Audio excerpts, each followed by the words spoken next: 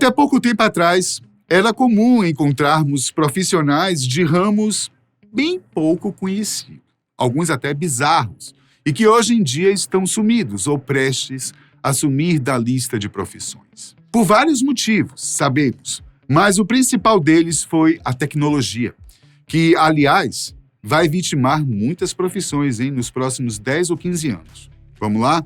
Vamos conhecer algumas dessas funções que foram extintas. Tudo bem que, para a sociedade, o trabalho de telefonista não pode ser considerado nada bizarro. Mas experimente fazer isso para ver que não era também um dos melhores trabalhos que existiam, viu? A profissão surgiu nos Estados Unidos em 1878, com a primeira central telefônica do mundo. As telefonistas eram responsáveis por receber e direcionar as ligações dos clientes, usando o painel com tomadas para cada aparelho telefônico. A profissão exigia uma boa formação escolar, fineza de trato, conhecimento de idiomas estrangeiros e ser jovem e solteira. A profissão de telefonista era cansativa e oferecia alguns problemas econômicos, como estresse causado pela pressão do trabalho, pelo barulho e pelas propostas indecentes dos clientes, problemas auditivos provocados pelo uso constante do fone de ouvido, além de dores nas costas, nos braços e nas mãos, devido à postura inadequada e aos movimentos repetitivos. A profissão entrou em decadência na década de 1980 com a automação do serviço de telefonia, que dispensou a intervenção humana nas ligações. Está cansado ou com vergonha de chorar por alguém durante o velório? A solução é fácil. Basta contratar um pranteador profissional de velórios e enterros. É mesmo. É isso mesmo, gente. Um profissional com capacidade de chorar pelo morto. E não se preocupe. Geralmente o ator, ou melhor, o chorão de plantão, é bem discreto, tá? Ele não sai de perto do caixão e não costuma chamar tanta atenção, tá? A não ser, é claro, que seja tudo combinado anteriormente e ele ou ela tenha que fazer escândalos programados. Imagine. Essa profissão, no entanto, não é mais tão comum como foi no século XX, quando virou costume em alguns lugares. Hoje, mesmo que uma ou outra empresa ofereça o serviço, não é mais algo tão rentável assim, não. Os velórios modernos são cada vez mais rápidos e não há muito tempo para representações teatrais. Até os mortos têm pressa hoje em dia, minha gente. Tá fácil não. Você é fã de boliche? Pois saiba que os americanos são. E há muito tempo. Tanto tempo que, no início do século XX, o jogo já era tão popular que acabaram inventando a profissão de arrumador de pinos. O fato é que, quando a bola derrubava uma ou mais garrafas, ou pinos, era preciso que o próprio jogador fosse até o fundo da pista de boliche para arrumá-los novamente, fazendo-o perder um bom tempo com isso. Daí surgiu a profissão que muita gente procurava. Agora, com a evolução de equipamentos e também das pistas de boliche, a profissão de arrumador foi rapidamente extinta, uma vez que braços mecânicos fazem o trabalho perfeitamente e, melhor ainda, com muito mais agilidade, tá? Eu tenho certeza que muita gente jamais imaginou que um dia existiu a profissão de lanterninha. E não era em qualquer lugar que ele trabalhava não, tá? Era nas salas de cinema. A principal função do lanterninha era levar pessoas até os lugares desocupados, especialmente depois que o filme já havia começado e a sala estava toda escura. Além disso, o lanterninha também era responsável por chamar a atenção de quem estava badernando o coreto na sala, conversando ou rindo alto, enfim, criando algum tipo de tumulto. Ele era autoridade no cinema e podia mandar qualquer um que estivesse atrapalhando para fora. Com a modernização das salas de cinema, pelo menos da maioria, o lanterninha foi perdendo espaço, gente. Porém, uma coisa é certa. Se você conhece alguém que já trabalhou no ramo, saiba que ali tem muita história e cultura para passar para frente, viu? Afinal, imagine só, gente, os clássicos que essa criatura já deve ter assistido. Antigamente, antes da energia elétrica fazer parte do nosso cotidiano, a iluminação urbana era feita por meio de fogo, usando velas, lampiões e lamparinas que funcionavam com querosene. Aliás, um cheiro tão comum nas ruas durante a noite era o de querosene. Em boa parte das cidades havia o pessoal que era contratado justamente para acender os postes. Então, eles iam em cada um dos postes, enchiam um recipiente com querosene e colocavam o fogo num tipo de pavio, que ia queimando praticamente a noite inteira. A vantagem daquele tipo de iluminação é que não atraía insetos. Aliás, pelo contrário, viu? Agora, depois das colaborações de Thomas Edison e Nikola Tesla em relação a controlar a eletricidade, vieram os postes de luz elétrica, o que fez acabar com esse tipo de profissão. Aliás, muitos avós de hoje ainda devem se lembrar de seus momentos românticos vividos literalmente sob a luz de velas.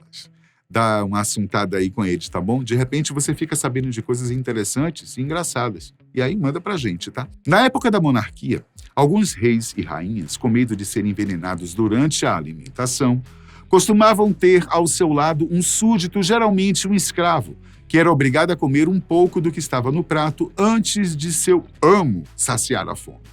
O tempo passou e alguns mandatários, inclusive o ditador nazista Hitler, continuaram com esse costume. Bem, se isso é ou não crueldade, a intenção era proteger sua própria vida. Afinal, não importa se você é um rei cruel ou um ditador, um bom governante ou um ótimo presidente de um país. Tenha a certeza de que não tem muitos amigos por perto. Até mesmo Barack Obama, ex-presidente dos Estados Unidos, tinha um fiscal de alimentos por perto. Agora, imagine alguém como Saddam Hussein, que, aliás, não só contava com o apoio, como também com a amizade de Jeju, seu provador oficial. Jeju, no entanto, foi morto por Qusay Hussein, um dos filhos do ditador, por não ter contado a respeito de um caso extraconjugal que Saddam manteve com a esposa de um executivo da Iraq Airways, companhia aérea iraquiana. Antes do surgimento da televisão, e até um tempinho depois que os aparelhos já iluminavam as salas das residências, as novelas já existiam e eram irradiadas, propriamente dito, por meio dos programas de rádio. Como hoje existem as telenovelas, naquela época eram as radionovelas. No Brasil, a primeira radionovela estreou em 1941 e se chamava Em Busca da Felicidade. O formato desta novela era inédito para a época, quando as pessoas ainda se acostumavam com o formato de radioteatro, que tem uma forma de interpretação bem diferente. Esse tipo de profissão não era tão maluca quanto várias outras, tá? Mas exigia bastante, uma vez que, além de dar voz aos personagens, os atores e as atrizes precisavam improvisar e atuar ao máximo, mesmo que soubessem que ninguém os estava vendo. Isso era necessário para dar o máximo de realismo possível, a ponto de fazer o ouvinte imaginar cada uma das cenas que representavam. Não é à toa que os radioatores são, até hoje, considerados os mestres na arte de representar. A primeira máquina feita para produzir gelo foi inventada em 1856 por James Harrison, o inventor da geladeira. Antes disso, conseguir gelo não era uma tarefa tão simples, e só dava certo em algumas partes do mundo.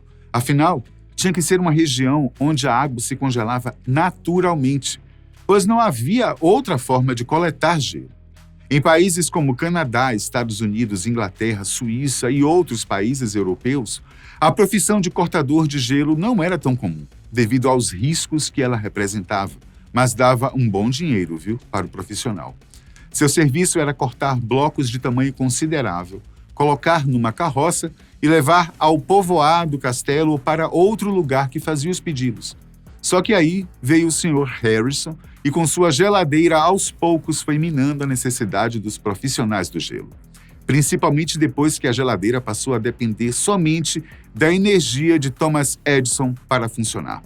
Em termos de bizarrice e loucura, ser um radar humano realmente, gente, era para poucos, E pior, eles não recebiam nada mais por isso, a não ser o soldo normal que o exército pagava para eles. Eles eram os radares humanos. Como ainda não haviam inventado os radares para localizar aeronaves inimigas, soldados eram escalados para usar um artefato nas orelhas, como uma concha, para facilitar a audição e orientação quando os aviões inimigos se aproximavam. O radar humano teve importante participação durante a Primeira Guerra Mundial, que foi a época da estreia dos aviões em guerra. Para isso, eles utilizavam artefatos esquisitos e grandes que eram acoplados às suas orelhas para ampliar os sons vindos de determinada direção. Se você procurar por radar humano nos buscadores da internet, verá imagens hilárias sobre isso. Houve uma época, gente, em que, em quase toda a Europa, os ratos faziam a festa. Não só literalmente porque eles não sabem o significado da palavra festa. Contudo, em todos os lugares que se podia andar, lá estavam eles, prontos para comer tudo o que você deixasse à vista. Então surgiu a profissão de caçador de ratos. Normalmente nem era preciso divulgar o serviço, pois o número de ratos era tão grande que bastava um daqueles profissionais estar andando na rua para ser chamado. A profissão em si já não existe mais, não pelo fato de ter sido extinta por falta de ratos, tá? E sim porque ela evoluiu para os exterminadores de pragas, que, além de ratos, prometem também acabar com baratas, formigas e outros insetos. Ainda bem, né, gente? Essa é chocante. Higienizador pessoal. Evidentemente, você já ouviu falar em serviçais do reino, pessoas próximas ao rei e à rainha que fazem desde o serviço mais pesado até fazer contatos para os monarcas. Porém, existia um tipo de serviçal que, além de ser o empregado mais íntimo do rei, talvez era até invejado por isso, mas também fazia um serviço muito, mas muito sujo, gente, que era limpar o traseiro do rei depois que ele fizesse o número 2. É isso mesmo que você entendeu, tá? O serviçal do banquinho tinha que esperar o rei terminar seu serviço fisiológico e limpar o bumbum do chefe. É estranho e asqueroso, eu sei. Mas saiba que era uma profissão invejada por muitos, imagine, gente, uma vez que o serviçal acabava se tornando a pessoa mais, literalmente, próxima e até um confidente real. E sim, ganhava umas boas moedas de ouro pelo serviço, desde que mantivesse um máximo de discrição, é claro. E aí, você teria coragem para isso? Obrigado por assistir, até a próxima.